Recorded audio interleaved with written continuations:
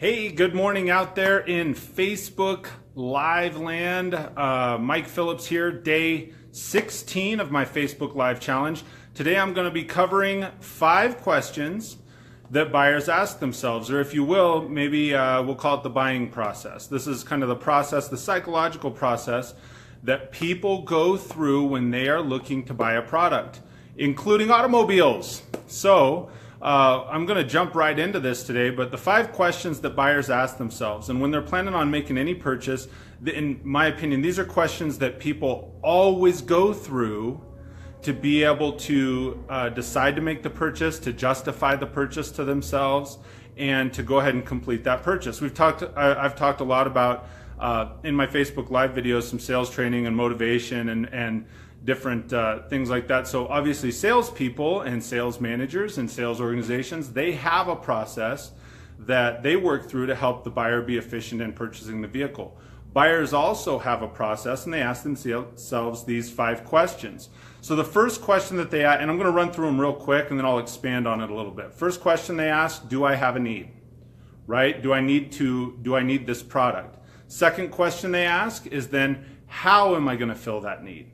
Third question, who or what?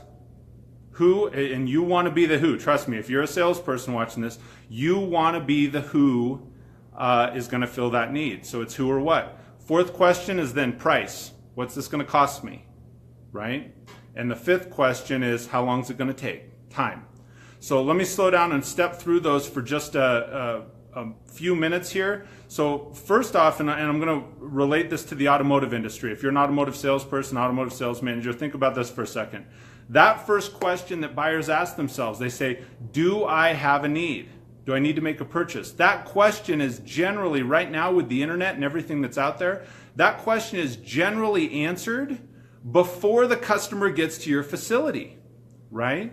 Before the customers ever come in, they've already decided I either have a need or I have a want, I have enough desire to go down and show up to the car lot, right?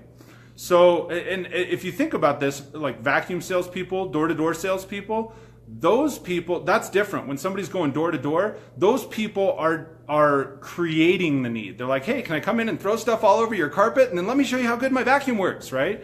They create the need at the door. So you have to understand, if you're in retail sales, if the buyer is asking themselves that question, they've already asked the question before they rolled in and checked out your facility, before they came into your car lot, before they came in to your dealership. So, hey, for everybody tuning in, I'm going to pause for a second. Sean, thank you for tuning in. Yeah, please come back and watch later. Brandon, Katie, Nate, a bunch of people checking in this morning. Thank you for everybody that is tuning in and watching. And then make sure, certainly, if you have questions or you comments, want to participate, just leave it in the comments down there, and I'll try and get to it before the end of the video.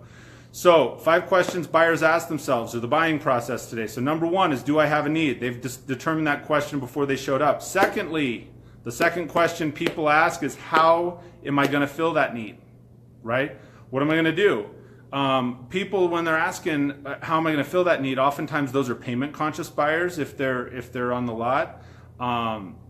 They're people that are shopping for financing and so forth. They start that shopping process online. How am I gonna fill this? What do I think I'm gonna have to do to be able to accomplish buying this product or service and see myself on the way through it?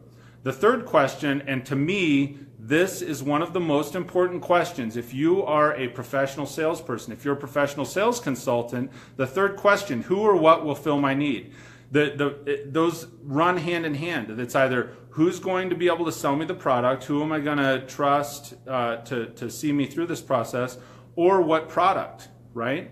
If on transactional buyers, people that are shopping price, they're primarily shopping for what product is going to fill my need, and how, when can I get down there, what's the price, and how quickly can I wrap it up. That's a transactional buying process. That's that question they're on. When they're asking what's going to fill the need, they're not worried about how. They already know they have a need. They already have determined, they think, how they're going to fill it by showing up to the car lot. Right now it's who's going to be able to serve that need, who's going to be able to serve me, or what product. And so this is where as a professional sales consultant, as a salesperson, you can really elevate your game, right? If you slow down and work well through the sales process that I talked about the other day, if you work well through your 5-step sales process and in greeting the customer and establishing rapport and really listening to their wants and needs, that's how you start to turn the corner. And that's where these two processes collide, right? The sales process and the buying process, the 5 questions buyers ask themselves, they collide on this third step for the buyer. It's who's going to fill the need. Who's going to listen to me and take the time to establish that relationship, tell me what I need to know, and then can I trust them on through the rest of the sales process? Fourth question buyers ask themselves is, what's it going to cost? What's the price, right? We get that question all the time. What's the price? And a lot of times, the question of price comes well before anybody should be ready for it, right? Because if price comes before there's established value, that's when it's just a product shopper. That's when it's just a transactional buyer.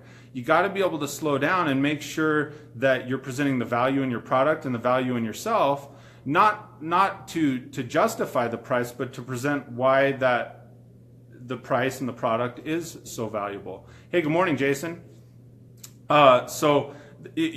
Buyers get to that fourth question and they say, okay, well, how much is this going to cost me?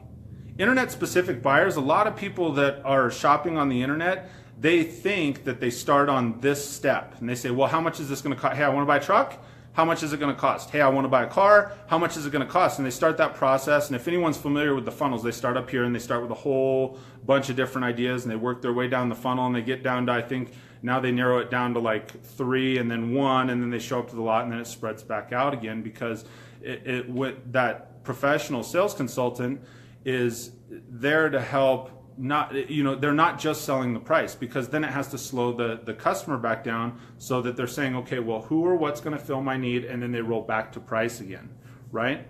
Last question, and keep in mind, price is it's more emotionally charged if you're a professional sales consultant and you're either helping to deal with or telling people suggesting how they should spend their money. That's an emotionally charged topic, especially right now.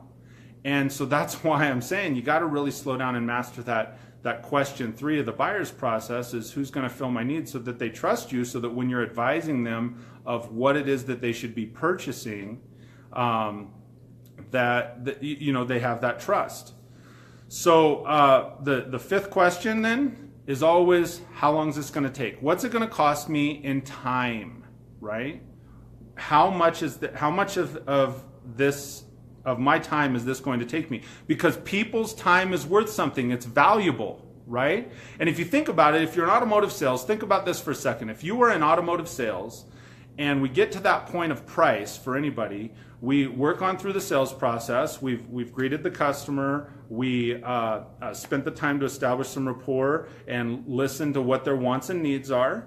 And then we've shown them the product, we've demoed the product, and we get to the point where we're going to sell the product, and everybody's in agreement. Customer says, yes, I want to buy the product. Salesperson says, yes, I want to sell the product, right? And so those two worlds collide, and the questions that the buyer's asking themselves and the questions the salesperson's been asking, they meet up, and everybody says, okay, great, so we're in agreement, we're ready to buy the car or truck or van or SUV or whatever it may be. And then what's the next question that always comes from the buyer? Always. And again, Mike's opinion here. It always comes out, they say, okay, great, we've agreed to make the purchase. How long is this going to take? Right?